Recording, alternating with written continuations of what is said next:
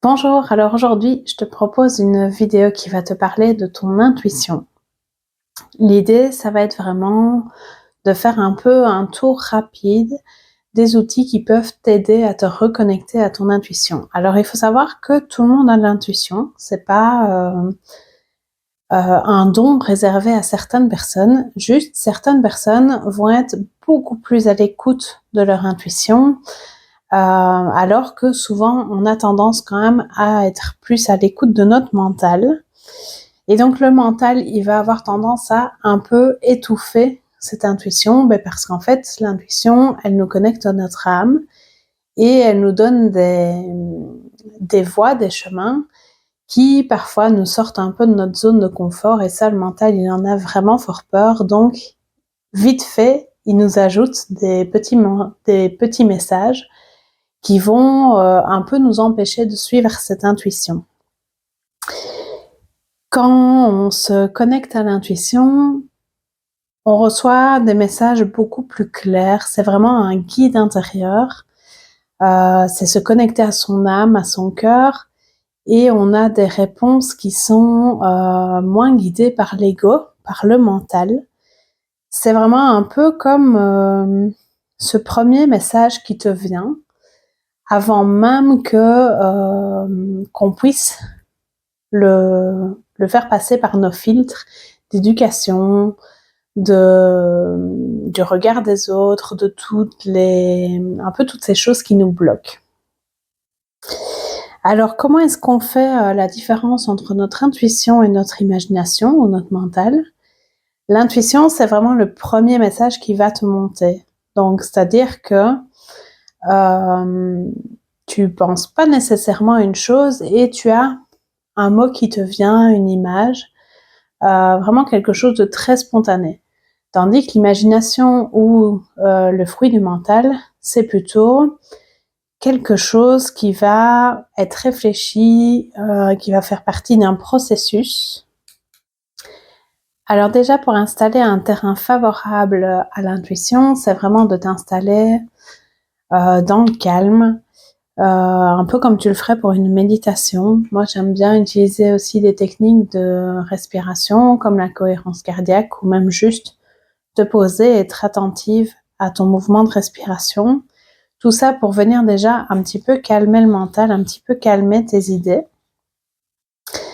Un des éléments clés pour moi de l'intuition, c'est vraiment ton corps, parce qu'il va te donner des sensations qui vont soit t'indiquer que c'est positif ou négatif pour toi. Évidemment, pour ça, il faut être à l'écoute de son corps. Et tu peux vraiment t'entraîner, te dire, ok, si maintenant je pose à quelque chose de positif, quel ressenti j'ai dans mon corps? Et puis tu peux faire la même chose avec quelque chose de négatif. Ça peut être, par exemple, quelque chose que tu n'aimes pas manger, quelque chose que tu aimes manger, un événement triste et heureux, vraiment pour t'entraîner et entraîner ton corps, en fait, à repérer ses perceptions. Alors, parmi les outils que j'avais envie de te présenter, un que j'aime beaucoup, c'est l'oracle. Alors, pourquoi j'aime beaucoup les oracles? Déjà parce que je trouve ça très joli. Et puis, je trouve que c'est très simple, c'est très intuitif, voire même ludique. Moi, je l'utilise de façon extrêmement simple. C'est-à-dire que je vais mélanger les cartes et puis je vais en tirer une au hasard. Alors parfois, je demande à recevoir un message si c'est quelque chose sur lequel je bloque. Parfois, je demande vraiment juste à recevoir, par exemple, l'énergie de ma semaine, dans quelle énergie je me trouve actuellement, quel est le message que j'ai besoin d'entendre. Et donc, je tire au hasard une carte. Et là, je fais l'exercice en même temps que vous. Ce que j'aime bien aussi, c'est avant d'aller voir dans les livres qui accompagnent, je vous montre celle que j'ai tirée aujourd'hui. J'aime bien vraiment m'imprégner, laisser un peu les émotions monter, regarder le dessin, qu'est-ce que ça provoque en moi, qu'est-ce que ça vient me dire déjà comme mot. Et ça me permet d'être vraiment connectée plus à mon intuition que à l'intuition de la personne qui a fait cet oracle, puisqu'elle va toujours le faire selon ses filtres, selon ses perceptions à elle. Et donc, je trouve que d'abord, s'y connecter, voir qu'est-ce que ça vient faire vibrer en nous, c'est déjà une piste pour être connecté à ton intuition. Et puis après, bien sûr, tu peux aller voir dans le livre, voir quelle explication ça te donne, quelle réponse. Donc ça, c'est l'oracle que j'aime beaucoup. Souvent, je fais des tirages d'une carte, mais tu peux aussi en tirer 3. Tu verras que dans la plupart des oracles, ils t'expliquent aussi plusieurs techniques pour tirer les cartes, etc. Alors la différence avec le tarot, je trouve que le tarot, il est un peu plus complexe, parfois pour appréhender ces messages, même si à la base, ça vient d'un jeu très simple. Moi, j'aime bien le côté oracle qui me semble plus accessible pour moi, mais je t'invite vraiment à tester les deux pour trouver ce qui te correspondra. Un deuxième outil que j'aime beaucoup utiliser, c'est le pendule.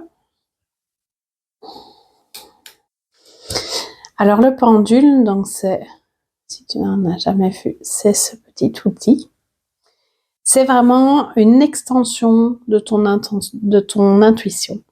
Donc, c'est-à-dire que c'est pas le pendule qui va te donner une réponse, c'est juste que ça va rendre plus visible la réponse de ton intention. Alors, pour l'utiliser, l'idéal, c'est vraiment de s'entraîner, déjà de le choisir.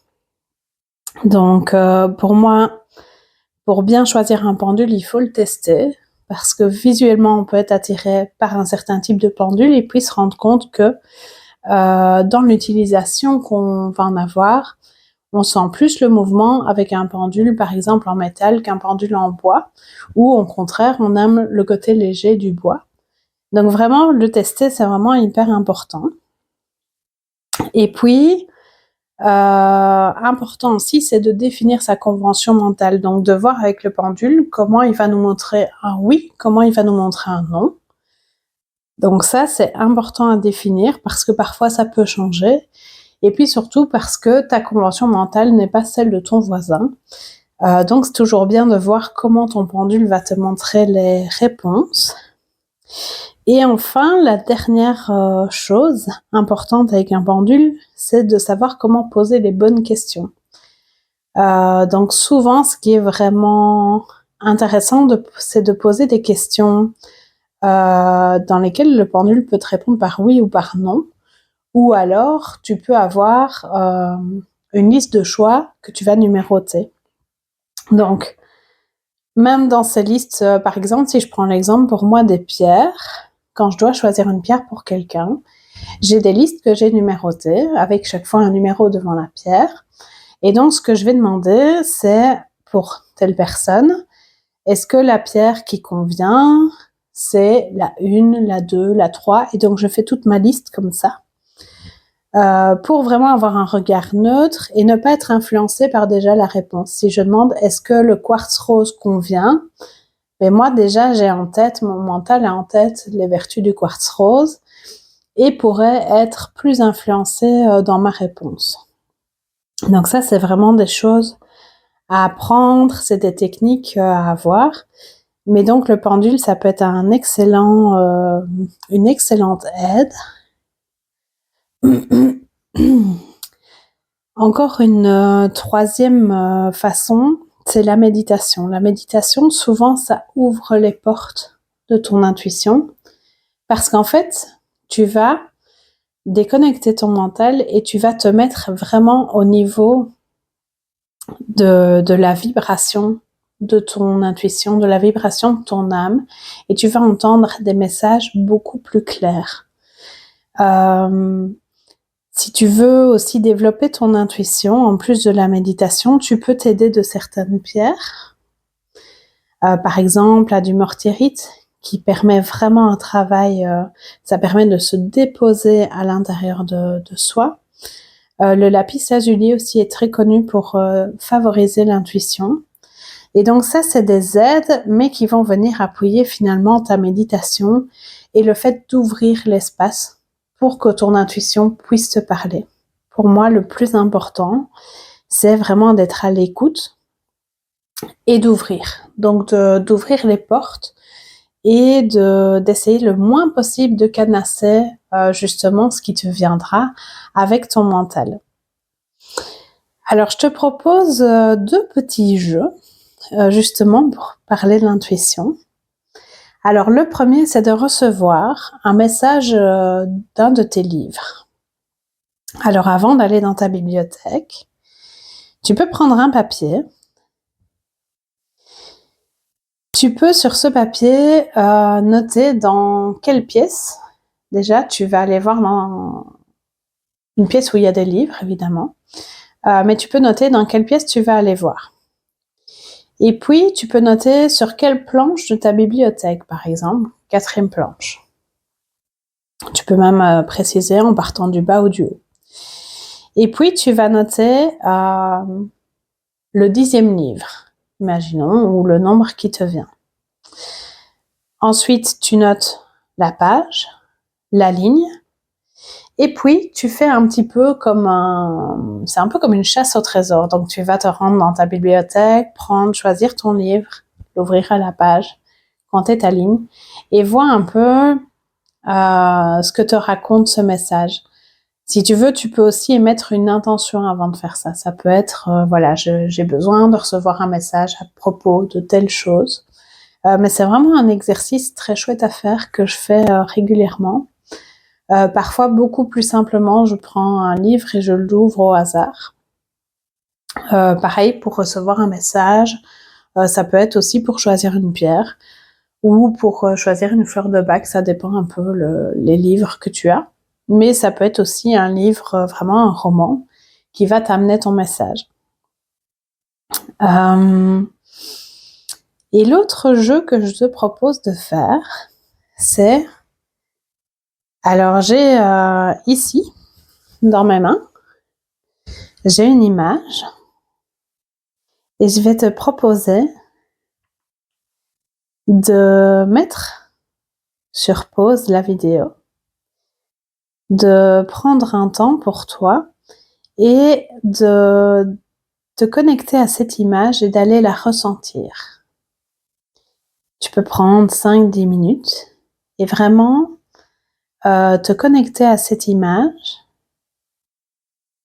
et tu peux noter ce qui te vient, que ce soit des couleurs, des sensations.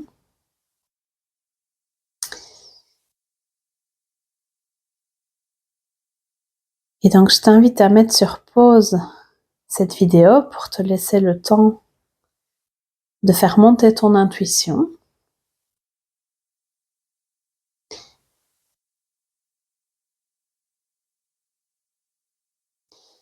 Et puis, maintenant que tu as fait cet exercice, je te propose de découvrir l'image.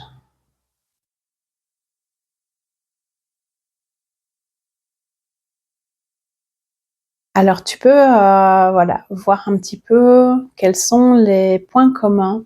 Ne t'attends pas tout de suite à avoir l'image exacte, mais l'idée c'est vraiment d'avoir des mots qui pourraient être en commun. Donc ça peut être, tu peux avoir vu du jaune, tu peux avoir vu de la légèreté, des fleurs, le soleil, toutes ces choses-là.